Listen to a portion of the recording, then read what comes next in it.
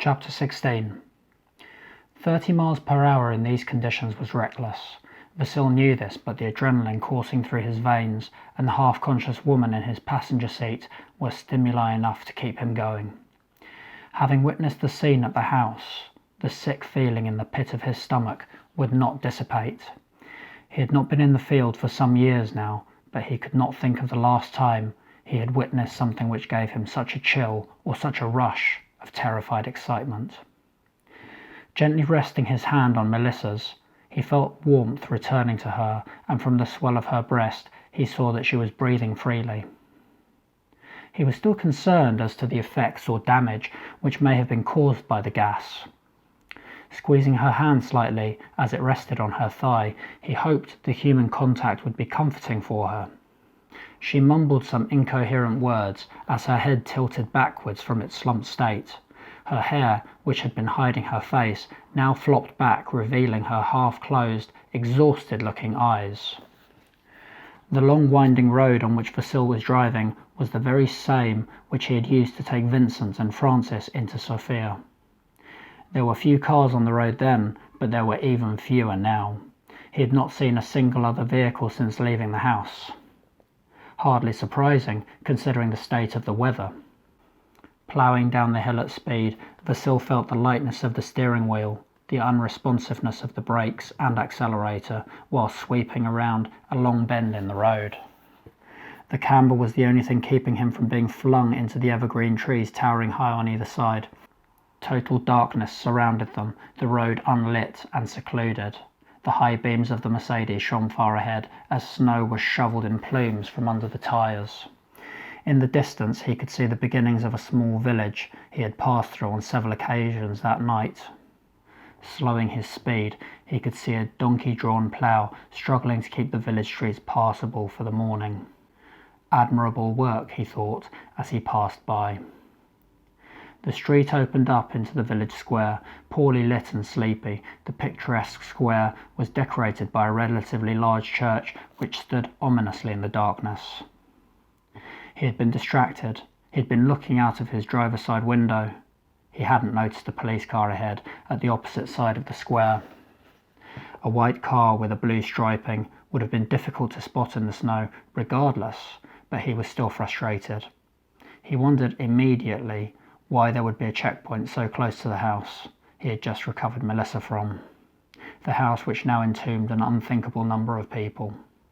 Soon this area would no doubt be awash with police, and the urgency to leave felt tangible. Approaching slowly, he saw the driver's side door of the car open, illuminating 2 officers inside. Vasil could see that the other officer was also getting out of the car from the passenger side. Being beckoned to stop with a red paddle, Vasil slowly halted the car about 15 metres away from the officers. Realising that his headlights must be blinding them, he turned his sidelights on. "What do they want? You should tell them about what happened. Where are we?" muttered Melissa. Vasil looked over to her and felt overjoyed to hear her speak. She hadn't spoken since he carried her towards his car at the house, but she seemed to be slurring her words and didn't sound well. It was clear that although they had only just left the house, she was under the impression that they had travelled far, which indicated disorientation. "Don't worry about them. Just close your eyes and rest," he said. Looking straight ahead once again, he saw the officers approach, and one beckoned him to lower his window as the other hung back slightly, looking down towards his number plate. His finger hovered hesitantly over the electric window button, but decisively pressed down once the officer tapped on the window with his gloved knuckle. The cold air rushed into the car eagerly, along with the condensed breath of the officer, who quickly barked in Bulgarian. "Turn the car off." "Perhaps you didn't see my number plate as you walked over here, but I suggest you take another look," Vasil said, slowly and composedly, speaking in the best Bulgarian he had managed to glean in his years in the country. The officer paused momentarily, returning Vasil's intense glare, before standing straight from his leaning position and walking back towards his colleague. His back was turned to Vasil, so it was impossible to see what they may have been saying, but no doubt by this point his colleague had pointed out that the Mercedes which sat before them carried the C prefix red number plates denoting Vasil's diplomatic status, meaning there was less than nothing that they could officially do to him. Vasil considered raising his window and stepping on the accelerator, but his sensible side slammed the brakes on that idea. However, he was troubled by the situation in which they found themselves. He hadn't seen a single car since setting off with Melissa, and for good reason. The weather had been diabolical, and it was only thanks to his car's four-wheel drive and the heavy-duty chain tracks which he had put on his back tyres to further help with grip that they were able to make any progress in the snow. Taking all of this into account, he couldn't fathom what these officers were doing here in these conditions, but he was sure that they couldn't be catching many speeders with their radar gun. He was barely able to drive at 15 miles per hour. The same officer came back over towards the car and leaned over as before in order to see Vasil. Craning his neck slightly, he looked around inside the car, and seeing the lady next to him with her head resting against the window, he simply looked at Vasil and winked, whispering, "You have a nice evening. Sorry for the misunderstanding." Vasil had not broken eye contact with the officer, trying to gauge his intent. After a pause, which seemed to last forever, he simply said, "Merci," and raised the window until it was closed. The officer stood from his leaning position, but did not walk away. The other officer also stood rooted to his spot ahead of Vasil's Mercedes. Both stood nonchalantly in the freezing cold, as if waiting for him to move off. Not wanting to disappoint them, Vasil pulled away very gingerly. As he drove past the second officer, he tried desperately to see his face. The light was so poor that all he could see was a shadow from under the hat that he was wearing, and the glint of the firearm at his side caught his attention. He hoped that his paranoia had been baseless. Although the officer who had been poking his head around inside the car seemed familiar, not being able to place where he knew him from, Vasil did all he could do, and that was drive away. Approaching the BMW patrol car, he couldn't help but notice that the snow had settled on the vehicle and that the engine was running. Looking up into the rearview mirror, the two unmoved, darkened figures began to fade from his view. As the ploughed street turned once again into thicker snow, he left the dim lights of the sleepy village behind, but the sick, sinister feeling in the pit of his stomach, telling him that something was wrong, surely could not be more right. "I need to stop. Please stop for a minute, Vasil," pleaded Melissa.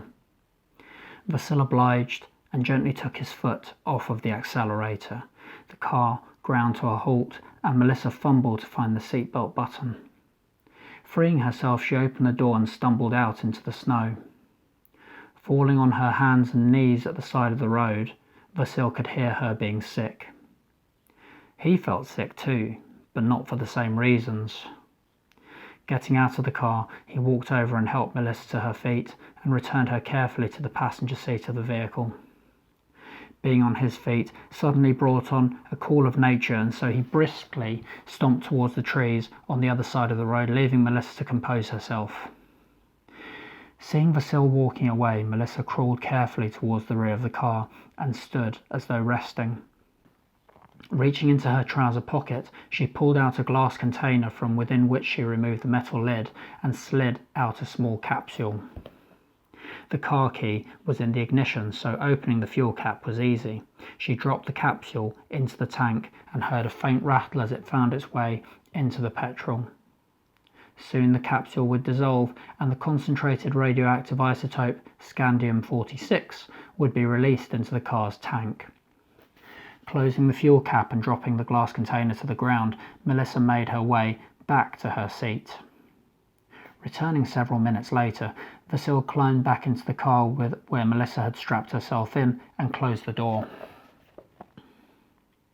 "I'm trying to get you to the city quickly. You really need to see a doctor who can help you," said Vasil gently.